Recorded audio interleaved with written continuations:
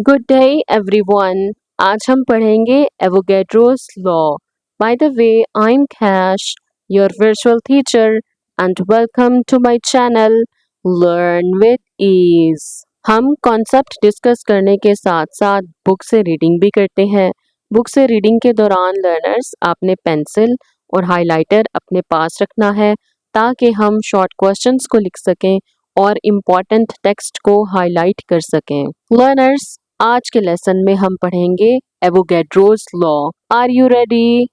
So let's get started. According to kinetic theory के मुताबिक the pressure exerted by a gas is due to the number of collisions of its particles per unit area। Learners, इस chapter में ये बात हम बार बार पढ़ चुके हैं, तो जो स्टूडेंट्स मेरे चैनल पर न्यू हैं वो समझ लें ये बात कि आपकी बुक कह रही है जब गैस को एक कंटेनर में रखा जाता है लर्नर्स, तो जो गैस के पार्टिकल्स होते हैं वो इस कंटेनर की वॉल्स के साथ टकराते हैं, और जब ये पार्टिकल्स इस कंटेनर की वॉल्स के साथ टकराएंगे तो गैस कंटेनर पर प्रेशर एक्सर्ट करेगी पर यूनिट एरिया। जिस एरिया पर कुलयन हो रही है उसको एरिया का नाम दे दिया गया। Got it? This in turn depends upon the number of particles and there speed. Learners, आपकी बुक कहती है प्रेशर डिपेंड करेगा कि इस गैस के कितने पार्टिकल्स हैं, इनकी तादाद कितनी है और इनकी स्पीड कितनी है। नंबर ऑफ पार्टिकल्स और स्पीड दोनों पर प्रेशर डिपेंड करेगा। लर्नर्स, अगर नंबर ऑफ पार्टिकल्स ज्यादा होंगे तो प्रेशर भी ज्यादा होगा। इसी तरह अगर पार्टिकल्स की स्पीड ज्यादा होगी, जितनी स्पीड से वो टकराएंगे तो प्रेशर भी उतनी स्पीड से ही एक्सर्ट होगा। तो हम कह सकते हैं प्रेशर डायरेक्टली प्रोपोर्शनल है नंबर ऑफ पार्टिकल्स के और स्पीड के। If you have two containers containing the same amount of a gas at the same temperature and pressure and you increase the amount of gas in one container. Learners, आपकी book कहती है अगर आपके पास दो containers हैं और इन containers में आपके पास लर्नर्स सेम गैस है और इस गैस की अमाउंट भी सेम है, टेम्परेचर भी कांस्टेंट रखेंगे और प्रेशर को भी कांस्टेंट रखेंगे, और आप क्या करते हैं, आप एक कंटेनर में गैस की अमाउंट को बढ़ा देते हैं। Naturally the pressure of the gas in this container will increase. तो लर्नर्स, जिस कंटेनर में आपने गैस की अमाउंट को बढ़ाया है उस कंटेनर में प्रेशर ऑटोमेटिकली इंक्रीज हो जाएगा। क्यों इंक्रीज होगा लर्नर्स? कोई मेरा स्टूडेंट बताएगा क्यों इंक्रीज होगा? Very good. चूंकि नंबर ऑफ पार्टिकल्स ज्यादा हो गए हैं इस कंटेनर में, तो जितने ज्यादा पार्टिकल्स होंगे वो उतना ज्यादा दीवार के साथ टकराएंगे और टकराव से प्रेशर इंक्रीज होगा। वेरी गुड, आप तो बहुत समझदार हो गए हैं लर्नर्स। तो लर्नर्स, अगर ये वीडियो लेक्चर्स आपके लिए हेल्पफुल है तो चैनल को सब्सक्राइब कर दें और अपने फ्रेंड्स के साथ शेयर करें। लर्नर्स, आप अपना फीडबैक कमेंट्स में दें। To keep the pressure constant, the volume of the gas must increase। Learners, आपकी बुक कहती है अगर हम प्रेशर को कांस्टेंट रखना चाहते हैं तो वॉल्यूम को इंक्रीज करना होगा। अगर हम वॉल्यूम इंक्रीज कर देंगे तो प्रेशर कांस्टेंट रहेगा। This larger volume compensate for the increased number of particles, ensuring the pressure remains the same। Volume बढ़ाने से learners, जो गैस के पार्टिकल्स होंगे उनके टकराव के लिए एरिया ज्यादा हो जाएगा, और हमें पता है और जो प्रेशर होता है लर्नर्स वो वॉल्यूम पर डिपेंड कर रहा होता है। अगर वॉल्यूम ज्यादा होगा तो प्रेशर कम होगा। प्रीवियस लेसन चार्ल्स लॉ में पढ़कर आए हैं प्रेशर डिपेंड करता है वॉल्यूम पर। अगर हम चाहते हैं प्रेशर कांस्टेंट रहे तो वॉल्यूम को बढ़ाना पड़ेगा। Therefore, at constant temperature and pressure, a greater number of molecules simply requires a larger volume to maintain the same pressure। Learners, अगर हम चाहते हैं प्रेशर भी कांस्टेंट रहे और टेम्परेचर भी कांस्टेंट रहे तो हम इस बात का ख्याल रखेंगे अगर गैस के नंबर ऑफ मॉलिक्यूल्स ज्यादा हो रहे हैं तो उसके लिए ज्यादा वॉल्यूम रिक्वायर होगा। अगर हम गैस के मॉलिक्यूल्स के अकॉर्डिंग वॉल्यूम को मेंटेन कर ले तो प्रेशर और टेम्परेचर दोनों कांस्टेंट रहेंगे। These observations led Avogadro to formulate a law। ये जो सारी की सारी ऑब्जर्वेशंस थी लर्नर्स, इन्होंने एवोगैड्रो लॉ की बुनियाद रखी। अब चूंकि ये सारी की सारी ऑब्जर्वेशंस मिस्टर एवोगैड्रो ने की थी, तो इनको ऑनर देने के लिए इन्हीं के नाम पर लॉ रख दिया गया, जिसे हम कहते हैं Avogadro's law, which states that equal volumes of different gases must contain an equal number of molecules if the temperature and pressure are kept constant.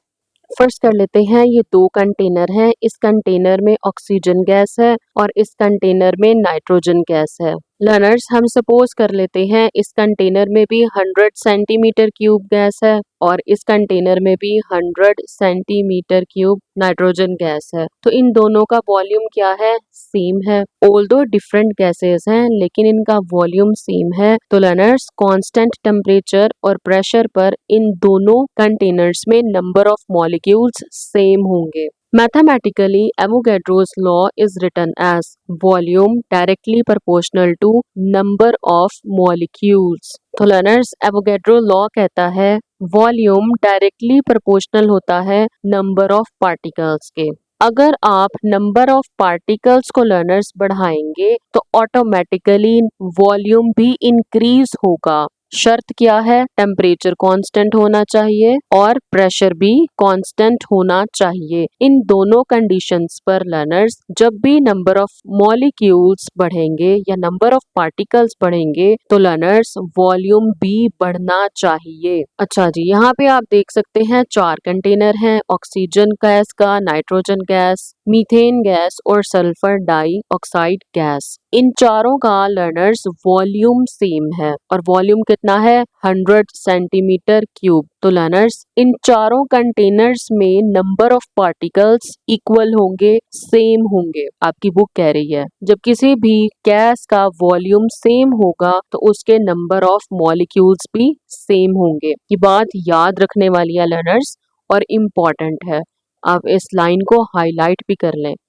Volume equal means number of molecules are same, और ये बात important है MCQ point of view से। Learners, मैं उम्मीद करती हूँ आपको एवोगैड्रोस लॉ बहुत अच्छे से समझ आ गया होगा। लर्नर्स, अब हम डिस्कस करेंगे quick check 14.4 with the help of kinetic particle theory explain. हमें 2 क्वेश्चंस दिए गए हैं और इन दोनों क्वेश्चंस को हमने काइनेटिक पार्टिकल थ्योरी के अकॉर्डिंग ही एक्सप्लेन करना है। The question number 1 is, how does a gas exert pressure? Gas किस तरह से प्रेशर एक्सर्ट करती है?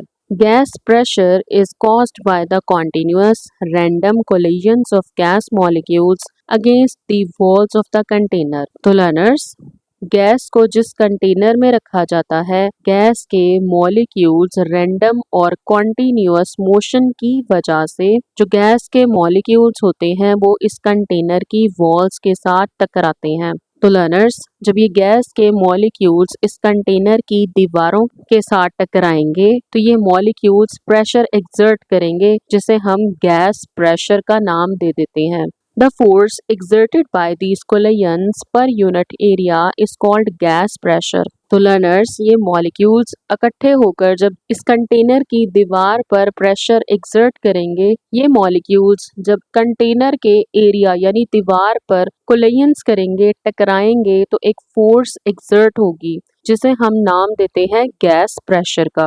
लर्नर्स, आप वीडियो को पॉज करें और आंसर को नोट कर लें। The next question is, How does the volume of a gas change when its temperature is decreased? जब एक गैस का टेम्परेचर कम किया जाता है तो उसका वॉल्यूम कैसे कम हो जाता है?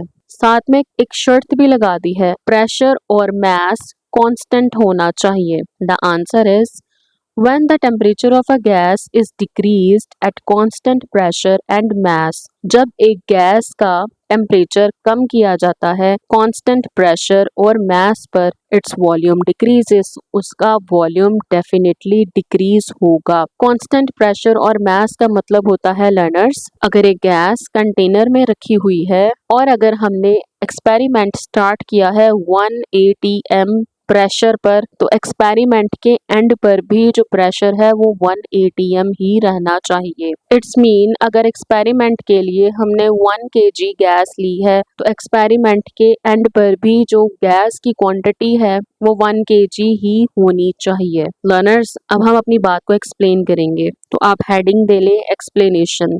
According to Charles' law, the volume of a given mass of a gas is directly proportional to its absolute temperature at constant pressure.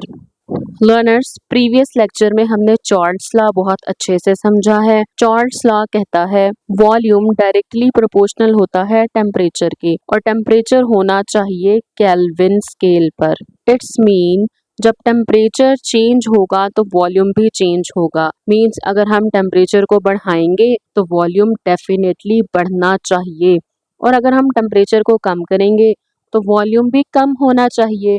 Direct relation learners वो होता है जिसमें एक क्वांटिटी के बढ़ने से दूसरी क्वांटिटी भी बढ़े, या एक क्वांटिटी के कम होने से दूसरी क्वांटिटी भी कम होनी चाहिए। Decreasing the temperature lowers the kinetic energy of the gas molecules. Learners, हमें पता है जो गैस के पार्टिकल्स होते हैं, गैस के मॉलिक्यूल्स होते हैं, वो रैंडम मोशन में होते हैं। इनकी हड्डी को चैन ही नहीं होता, ये इधर उधर घूमते रहते हैं, आपस में भी टकराते हैं और जिस कंटेनर में रखे जाते हैं उसकी दीवारों से भी टकराते हैं।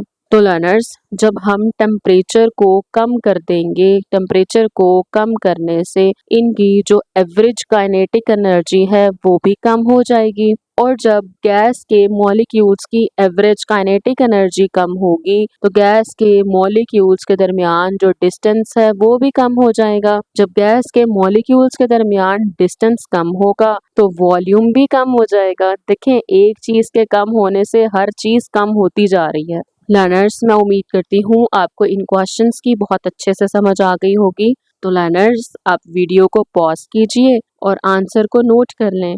नेक्स्ट लेसन में हम पढ़ेंगे diffusion. Stay connected with us. Good luck everyone.